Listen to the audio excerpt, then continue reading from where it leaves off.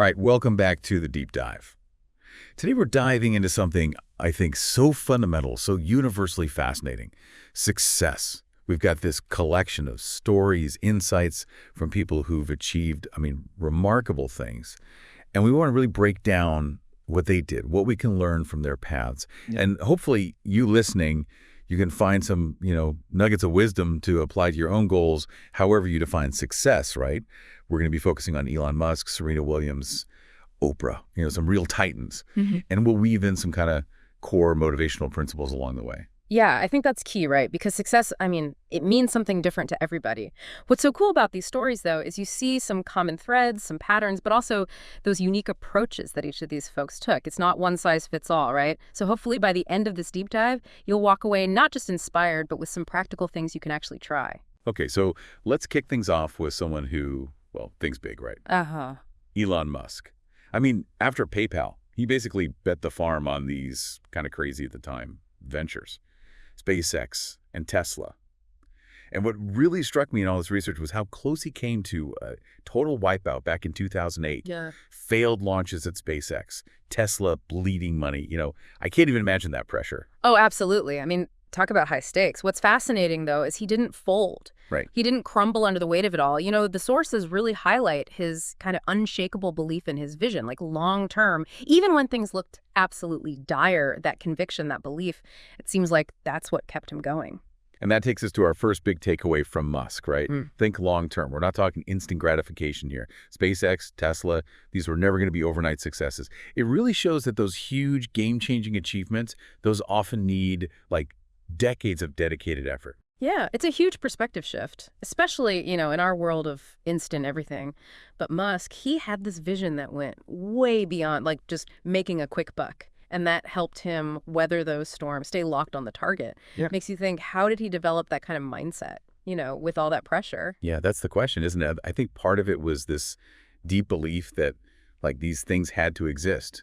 And speaking of, weathering those storms, the next lesson from Musk, I think, is so powerful. Embracing failure. It wasn't smooth sailing at all, right?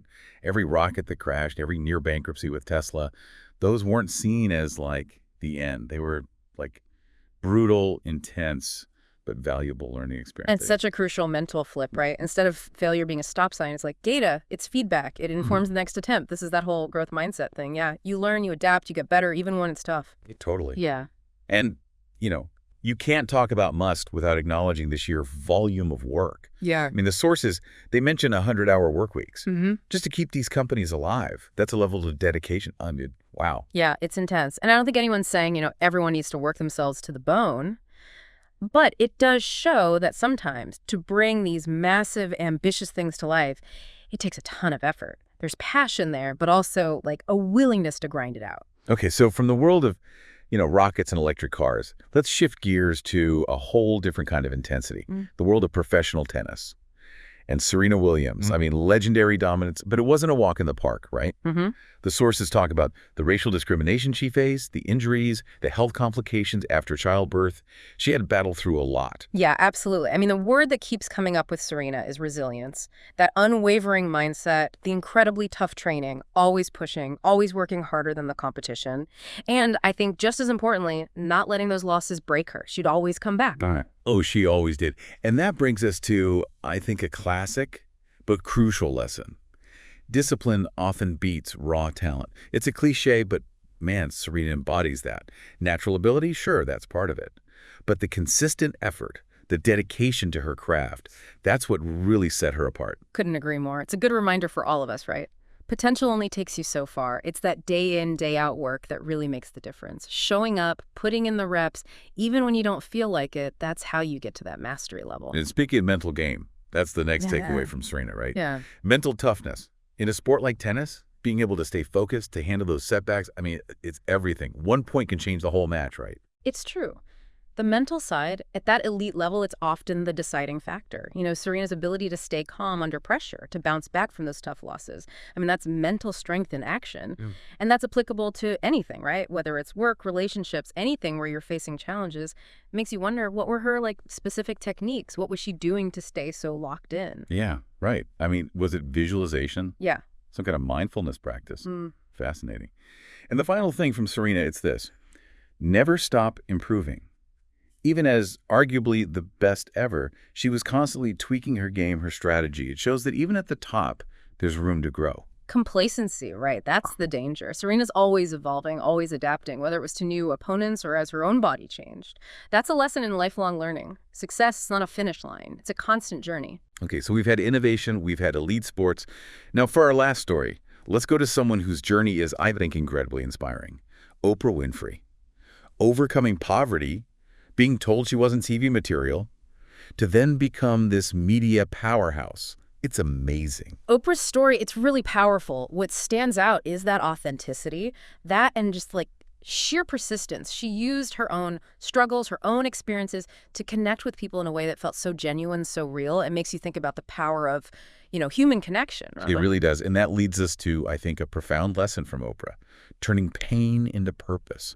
She didn't shy away from her past. She used it to relate to people, to inspire them. It shows that, sometimes our greatest challenges, those can become our greatest strength. Absolutely. It's about finding meaning in those tough times and then using that to help others. Oprah being so open, so vulnerable, that's what built that trust with her audience. It's a powerful example of how sharing our stories, even the hard parts, can really forge those connections. Totally.